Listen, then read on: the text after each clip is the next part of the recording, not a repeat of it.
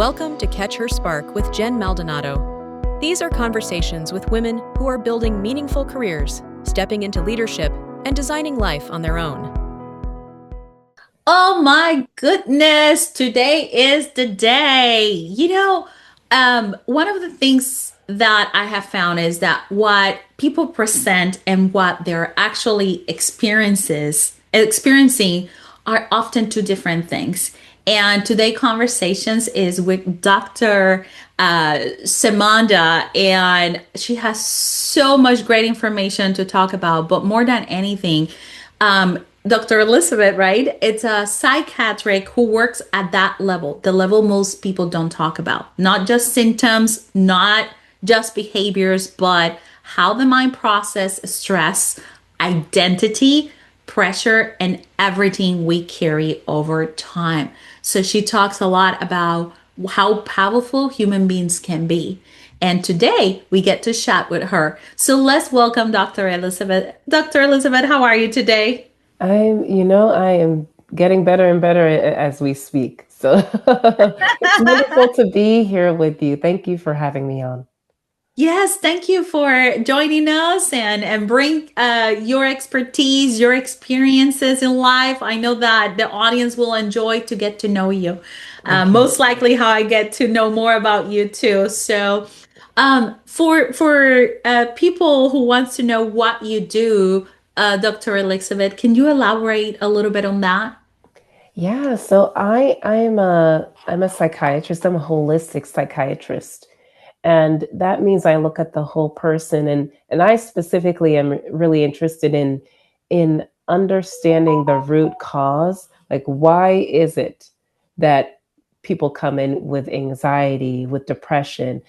Because we can give you medications, that's fine, but a lot of times what we really need to do, what's really going to be most helpful to you, is to understand the why, so you can direct our interventions at that. And then the other thing is, I'm interested in empowerment.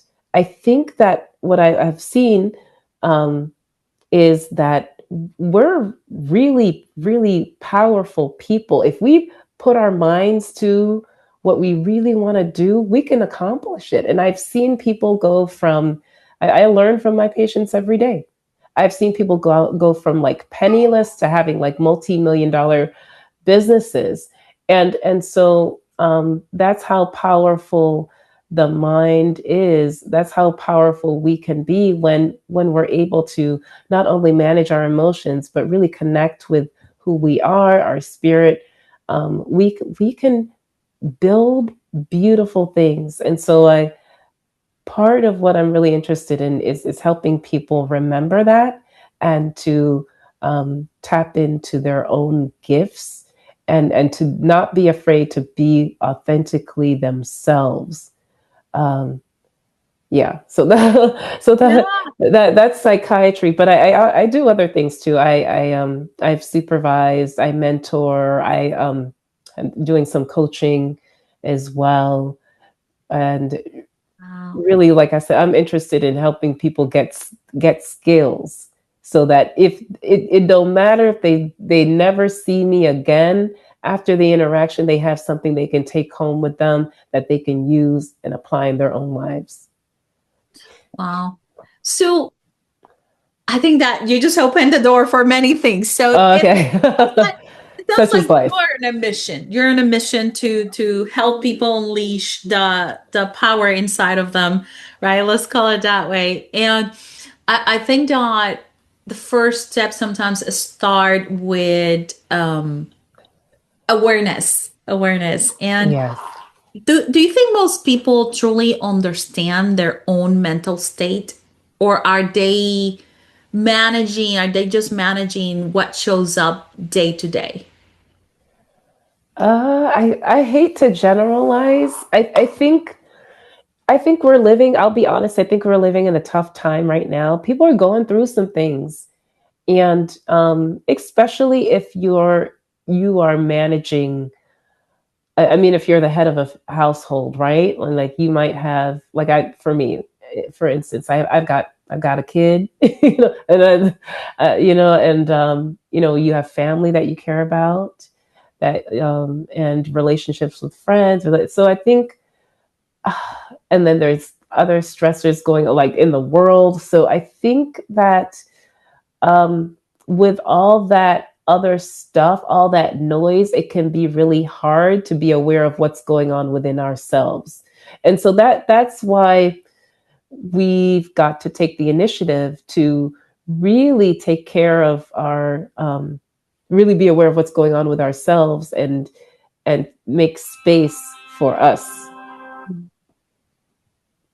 Yes, especially for women, right? Make space for us as well. Yeah, it's hard. It is hard. Like I mean, I'm going through it too. Like I said, I have a little one, and managing businesses and then managing other opportunities. It's a lot to juggle, and sometimes the hardest thing is really to prioritize yourself. You know, when you care deeply about other people. But I think that's been my biggest lesson is like, you know, if you don't take care of you, then everything else falls. And so I'm a big advocate for women remembering that self care is family care. Yeah. Self care is family care. I love that. Self-care is family care. And I Yes. think that, yeah, that's a lot of that. A lot of women always forget. So, do you think, and I'm curious, because a lot of women tend to perform, right? And when I call it perform, they tend to adopt certain identities because that's what is required out of them. How much do you think, or how much of what people believe about themselves is actually true versus something they adapted to survive? I think it's hard to make generalizations. Mm-hmm. I don't like to do that, but I think that for most of us, we are born into certain families, certain systems, certain societies, and we are like, when you're between the ages of 0 to 7, you're like a sponge, and you are just sucking in all of the social cues, all of the rules, and you know, soaking it in, and that's who we are. But I think part of our mission in this life is to peel off the layers and really start asking ourselves what's true for me versus what's not true for me. So life is a journey of self-discovery. I can't put a percentage on like, hey, it's this percent, but I believe that we all have a path, and it's our duty, it's our mission to really peel back the layers and figure out, okay, what is me? Yeah. Um, but you know, it is hard. It's hard because the um, social pressures to be a particular way. You know, we want to be accepted, we want to belong, and that's um, you know, the desire for connection is very strong. But I think that um, you know, I feel like there, you know, when we start to look and do that work, that inner work, and really uh, let go of some of the beliefs that are keeping us from truly expressing ourselves and stepping into what we really really want. Um, when you're able to start doing that, I feel like you start noticing your life transforming.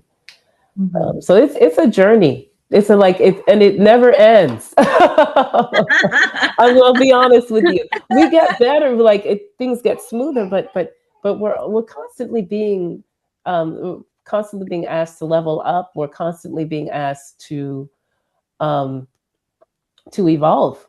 Yeah, yeah, yeah. I love that. To evolve, to it's a journey. I think that to your point, one thought is always with me, Dr. Elizabeth, is that people say that you only live once, and I say you only die once. You live every day in progress, and Mm.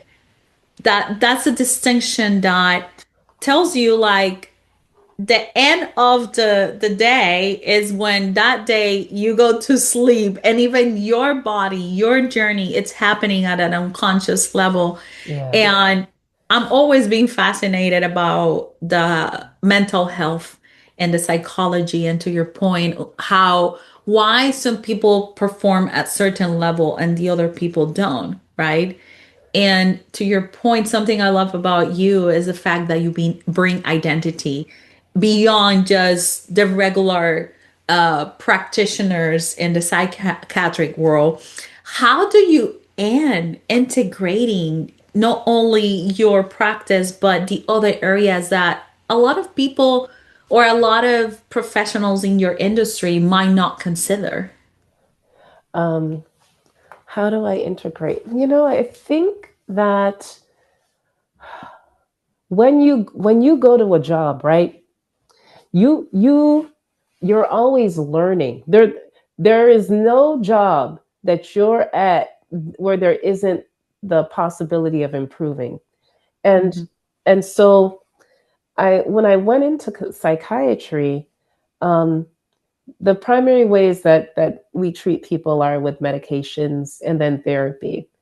But my patients would ask questions, and my Mhm. patients would have really great questions, and then I would be like, I want to I may not have thought about that, or we're not addressing this in the right way.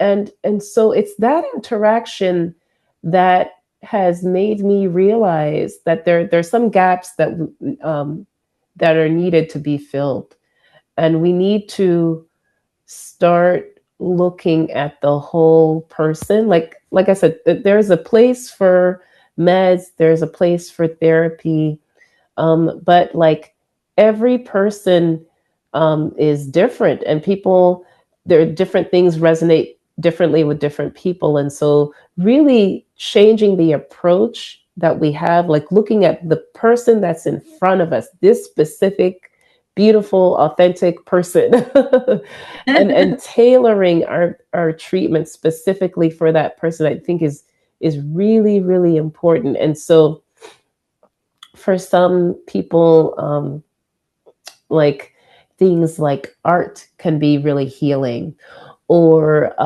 for other people, music, sound, and so in trying to be a better practitioner and actually help my patients, I have seen that I need to learn more. I need to branch out and really have a better idea of other ways to heal, so that I can be better able interact with my patients, and then help at least. I mean, I may not be able to do those modalities, but I can at least have a discussion and like point people in the right direction and start to make connections with other people. So I think it's a continual process of like lifelong learning and integration. And that just means um, taking courses maybe outside of what you traditionally would take, and learning and asking questions, of yourself, and of course of patients, but then really starting to talk to other people who are knowledgeable in those fields. So there's a within psychiatry I feel like people are more open now to looking at, they have different names for it, like integrative psychiatry, functional psychiatry, whole person, lifestyle medicine, like so people, I think practitioners, health systems are starting to move in the direction, of really trying to help people live more fulfilling lives.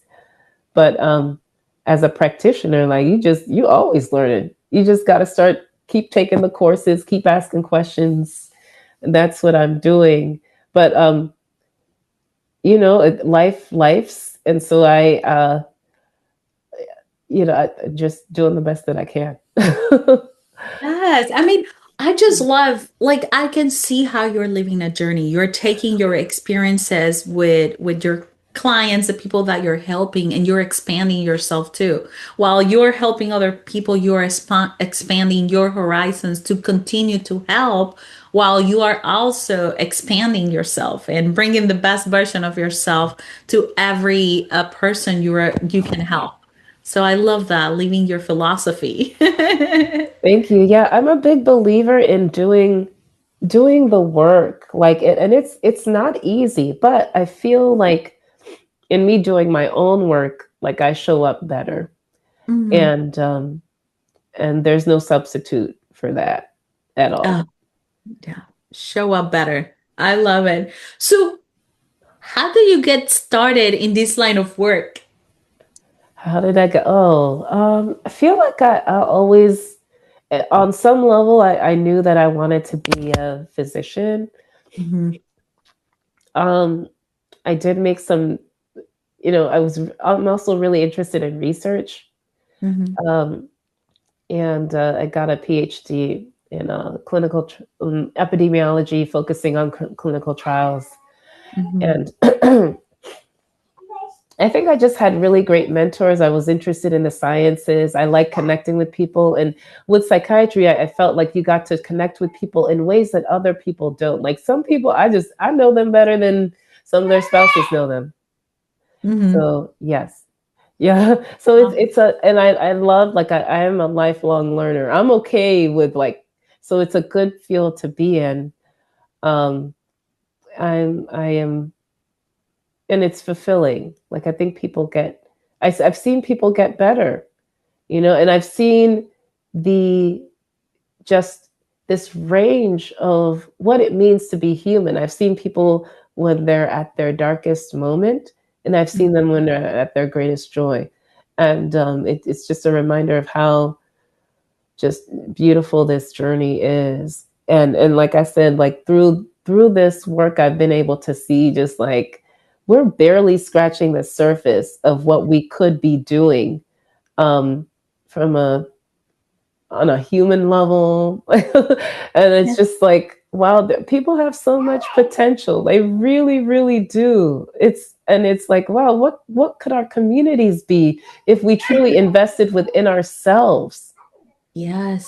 Like, what Yeah. could our family life be like? And these are like, there's so many different things within the field of psychiatry that could be helpful to people. And there's a lot we can do if we are able to connect with, even beyond psychiatry, but with other, within the education system, with other field, like within technology. Like, we could just, um, by by letting go of some of the limiting beliefs that are holding us back, we can really make this world a much better place.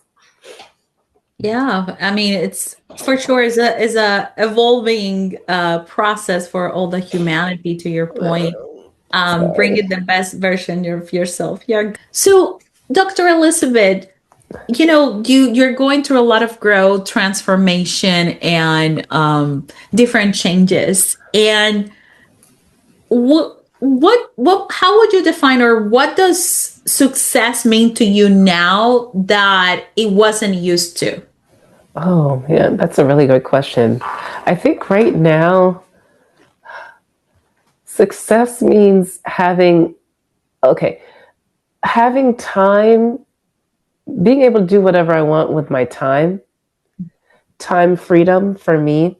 Because you can have money, but just be so busy. And Yes. so for me, like, time is so precious. Like, and for me, it's being able to be like, if my little one isn't feeling well, just being with him.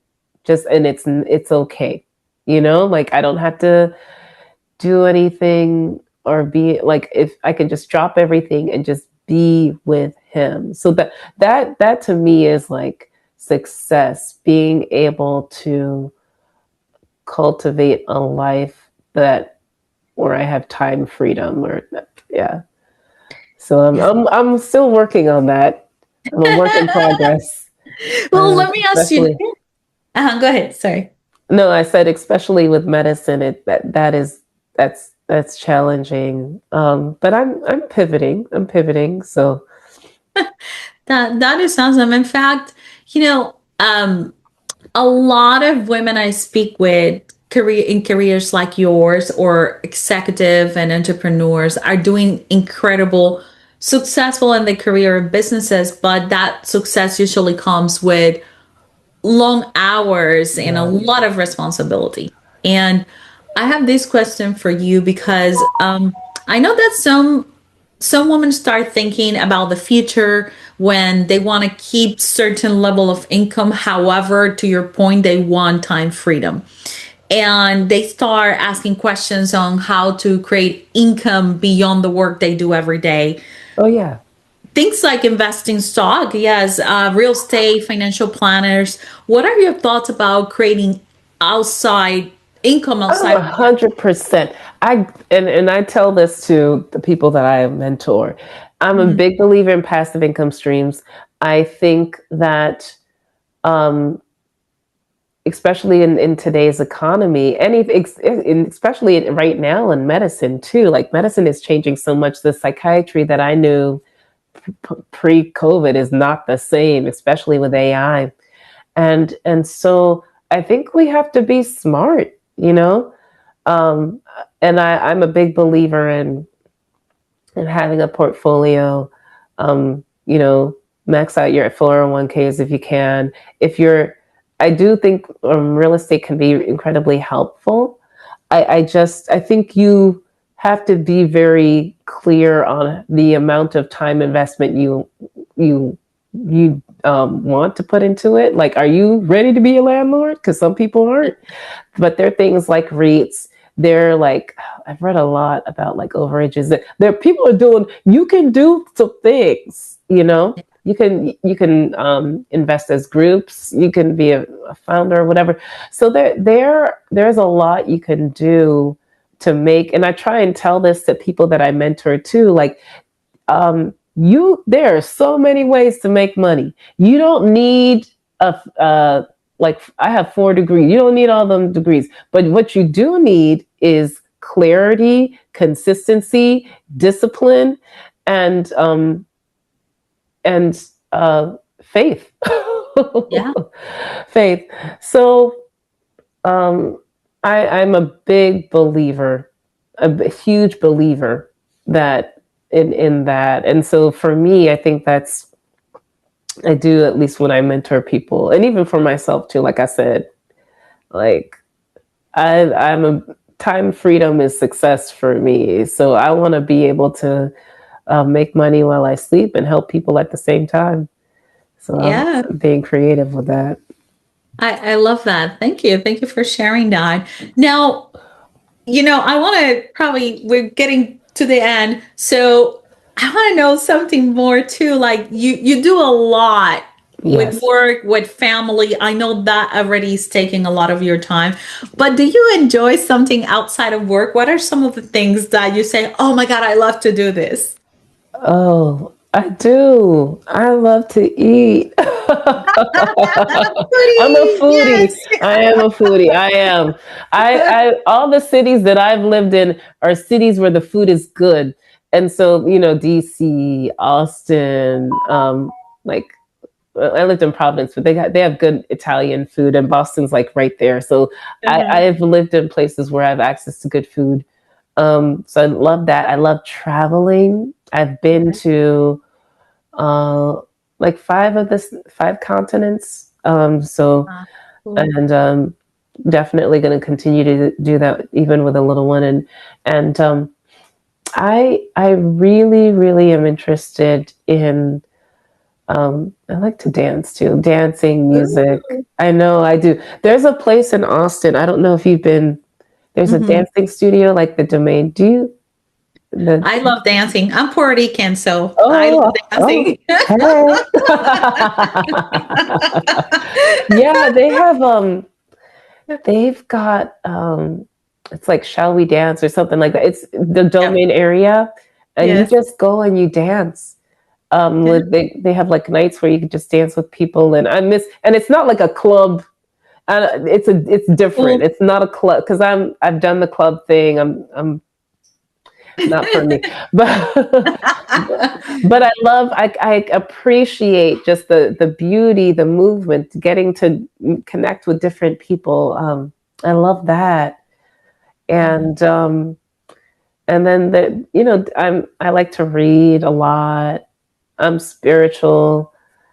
So that's an important part of my well-being that I like exploring and thinking about and reading about and connecting with people about. And we do a lot of parks. Hmm. Being outside in nature is like so healing. So like I feel like we spend so much time inside, and that's why so many of us have like vitamin D deficiencies. Yeah. But there's the sun, that beautiful warmth of the sun, and Mhm. then all of the oxygen that trees and the plants are um, are releasing. It's so beautiful, so healing, and being on the earth sound on the earth's um, touching the earth, at least if you can with your bare feet, is grounding. So I like that too.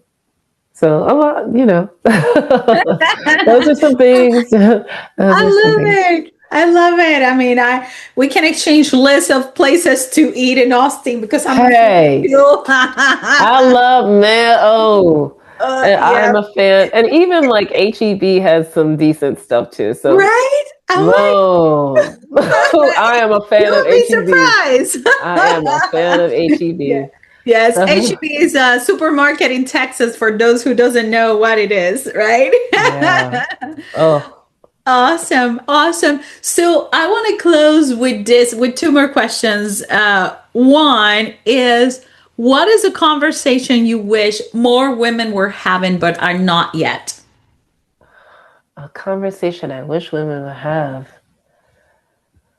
Um, that aren't. I think. Um, I think a lot of people are holding on to things that it's time to let go of. Um, and so having a real question of is this thing in your life, whatever that is, whatever that block is it, you know, because if something is in our life in some way we're benefiting from it, right? But sometimes it's not a healthy benefit. Something is not helping us get to where we really want to be. And so I guess that's the question, is this, in what way are you benefiting from these things in your life, these that you say you want to get rid of? Yes, I mean, I get it. I get it. It's like we should be talking more about things that we need to let go because some of the things that we're holding, it's not serving us for the higher purpose. Maybe it's serving Yes. past identity, but if you want to progress and grow, it's just holding you back for from your full potential. So it's talking more about those things to let go and understanding and be conscious about how they really benefit us instead of like, and a lot of those benefits is something sometimes it's attached to a feeling, right? Yeah, And a feeling, sometimes an identity, or like, correct, correct. And yes, oh my God, and we can get into a rabbit hole on that one, on how that works, not only in relationship, but addiction and us attaching to these emotions that do not let us evolve.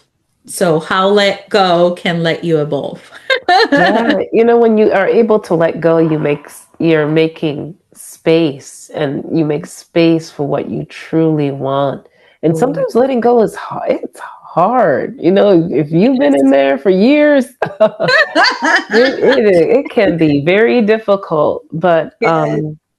But being very clear about the things that we're holding on to, um, and and allowing ourselves to say goodbye and to go through that grief process of letting go of whatever that is, so that we can make space for who we want to become. I love it. Yeah. Let a space, leave a space to who you want to become. I love it. Yes. I love it. So, Dr. Elizabeth, if people want to get hold of you or connect with you, what's the best way to do so? You can contact me on LinkedIn. I'm on Instagram, Dr. Elizabeth Ssemanda. Mhm. Um, and yeah, I'm excited about. I like what you're doing. You helping women.